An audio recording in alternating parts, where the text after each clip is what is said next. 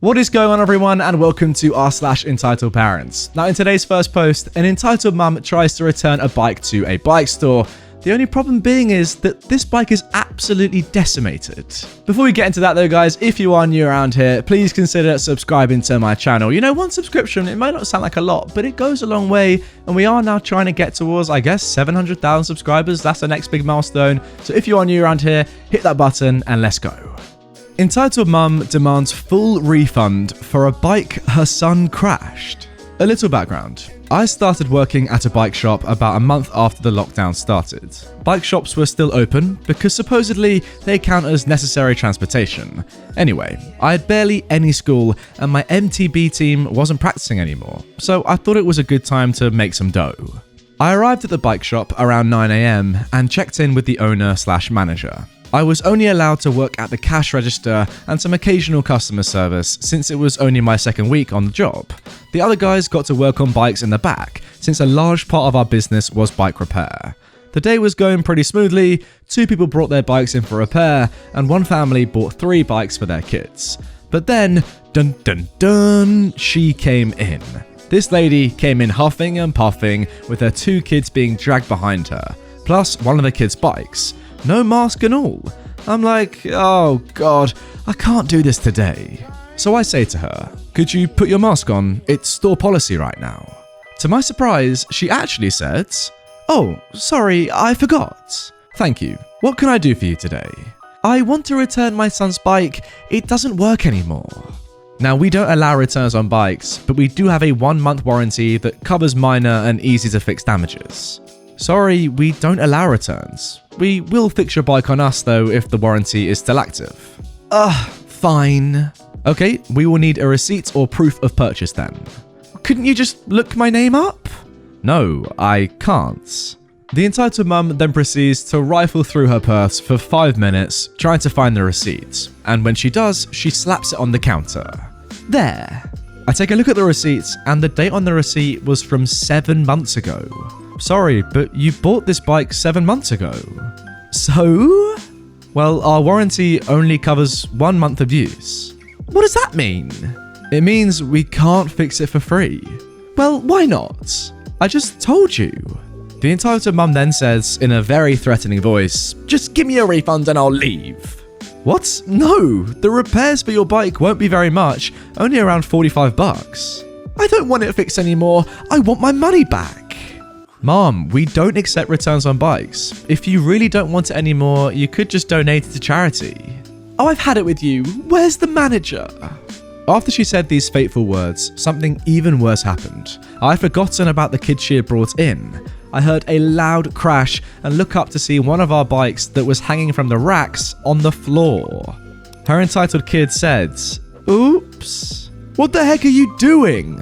Don't talk to my son like that. I'm trying to recompose myself here. Look, your son just knocked down a $4,000 bike.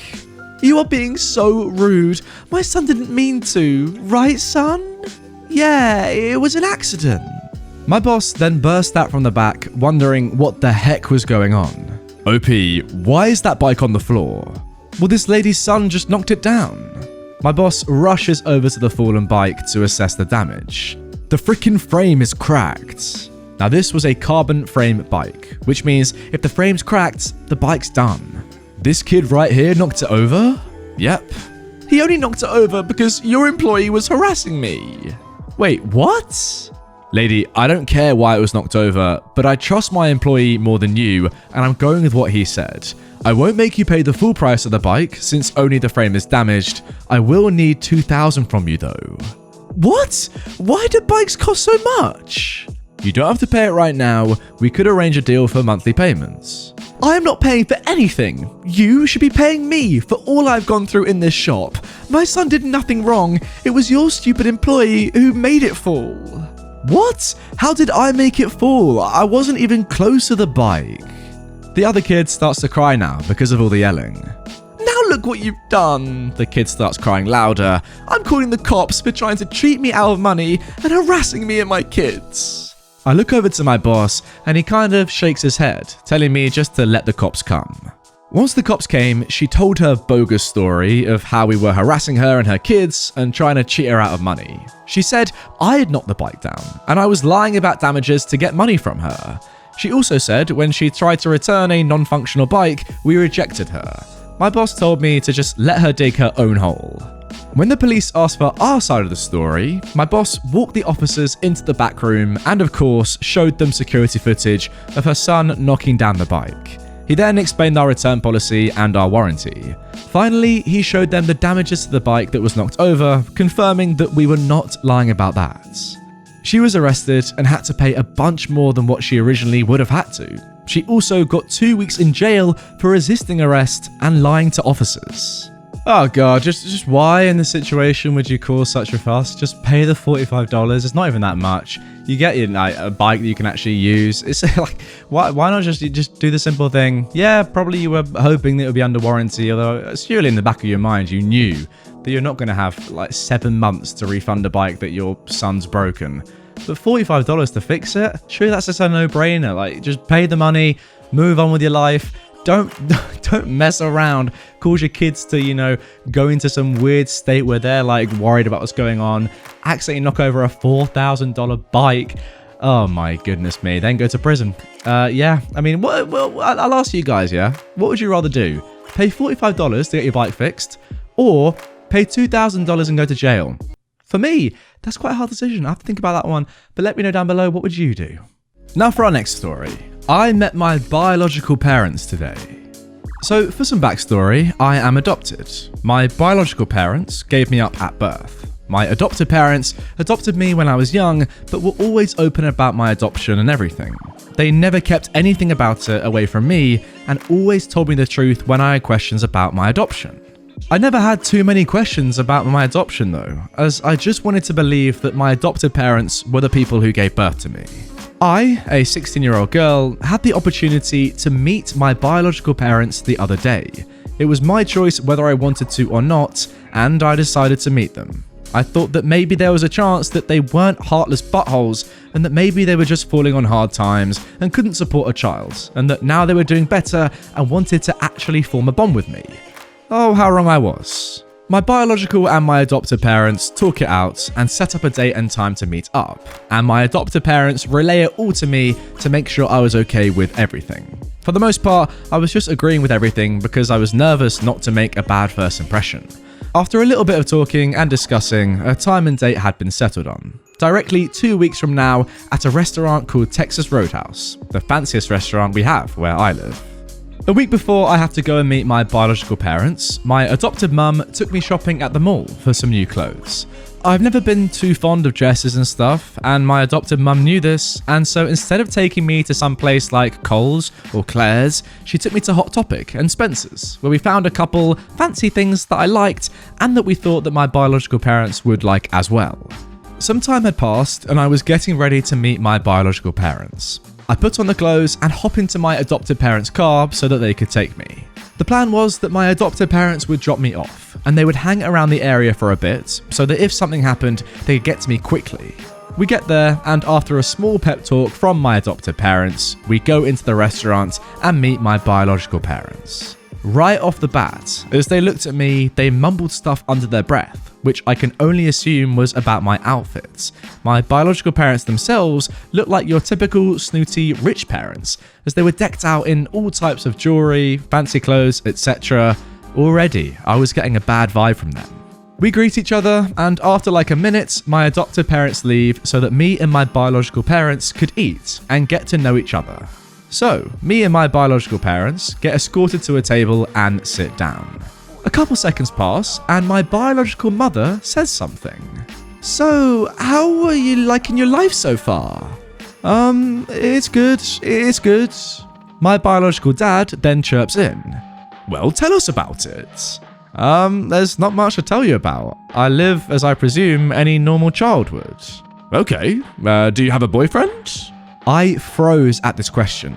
I am lesbian, and although I normally am not afraid to show it, I was this time. My biological parents looked like very judgmental people, and I didn't want to have a bad first impression. After a couple of seconds of silence, I gave the best answer I could.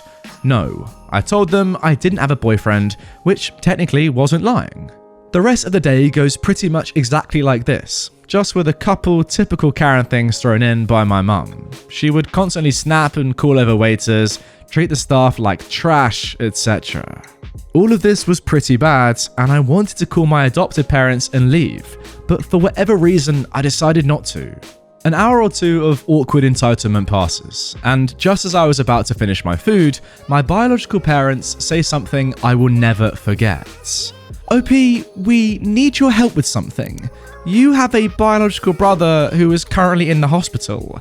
He got into a car crash a couple of days before we contacted you.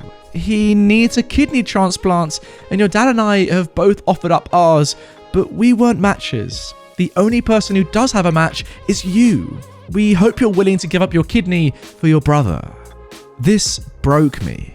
I now knew why they all of a sudden wanted to meet up with me. They didn't want to form a relationship with me or even get to know me. They just wanted to use me to save their actual son.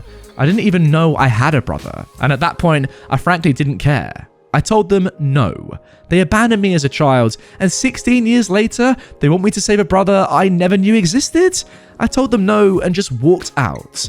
I walked out of that restaurant and called my adopted parents. My real parents. I told them to come pick me up, and they said they were at the Target right next door to me and said to wait in the car or come look for them in the store. I opted for the car. I didn't want to be around anyone at that point, so I just walked and searched for my adopted parents' car. My biological parents probably came after me, but I don't know that for sure, as when I left the restaurant driveway, I didn't look back. After about 20 minutes in the car crying, my adopted parents come and immediately noticed that I was crying, despite my best efforts to hide it. They asked what was wrong, and I told them everything. They seemed just as annoyed as I was, but they comforted and consoled me nonetheless.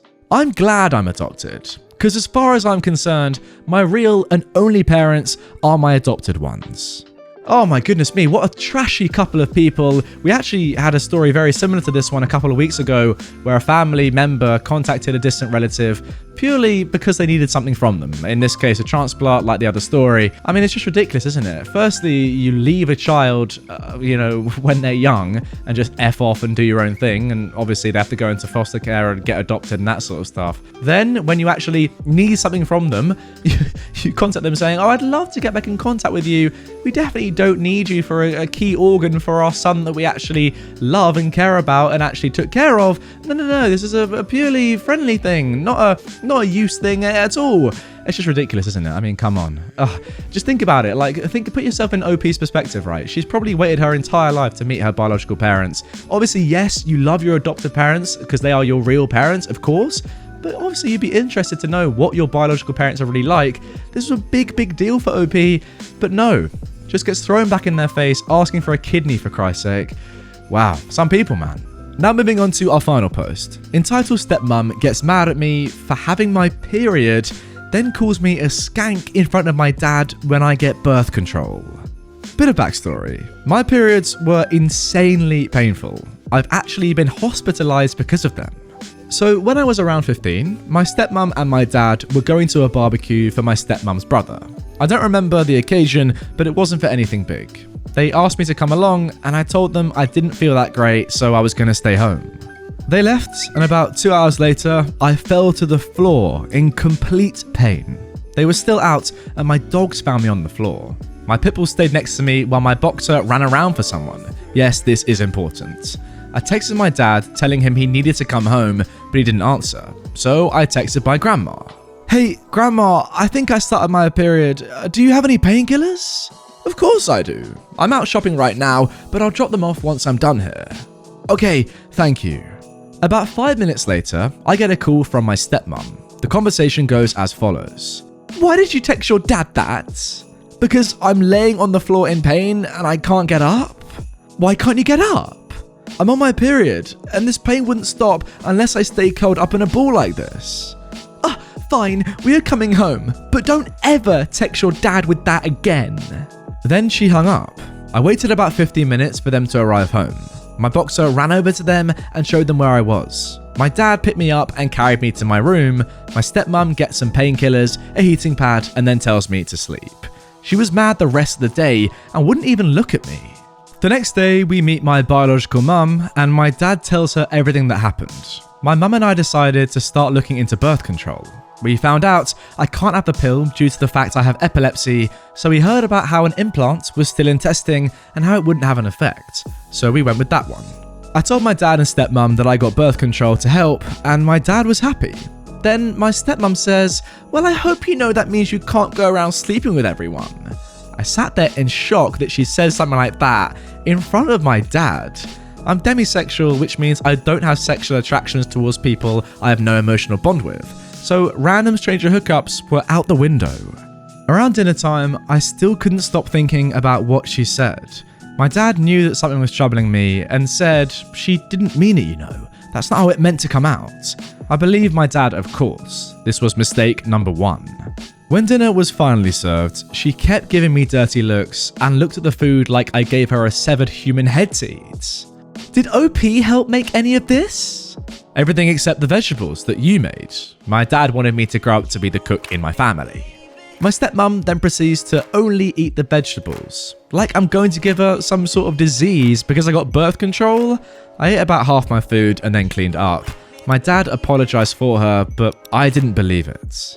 Yo, any of you watching right now, do you have step parents that you just despise? Like you just don't get on with them well at all, despite getting on with your biological parent really well? I don't know, like if your biological parents have divorced and they now have new partners, how do you get on with those people? Because I find it really strange that your dad and your mum, biological dad and mum, OP, in this story, seem like nice, normal people that would help you out if you were in severe pain. But I mean, for some reason, your dad has chosen now to go off with this other woman who just seems horrible, right? How can someone, be happy with one woman, your mother, who seems completely nice, and then move on to somebody else like this, who clearly is a horrible person?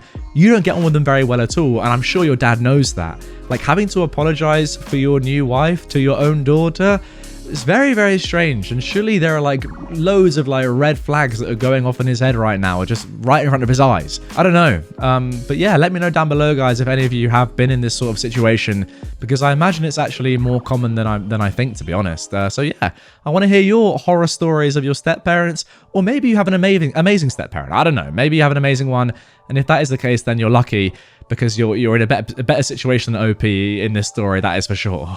Anyway, guys, that is going to do it for this episode of Entitled Parents. If you want more right away, check out this playlist of all my Entitled Parents videos. If you are new here, like I said in the intro, please consider hitting this button to subscribe to my channel. I post here daily, so, there's loads of content coming each and every day, and you want to be subscribed so you don't miss any of it.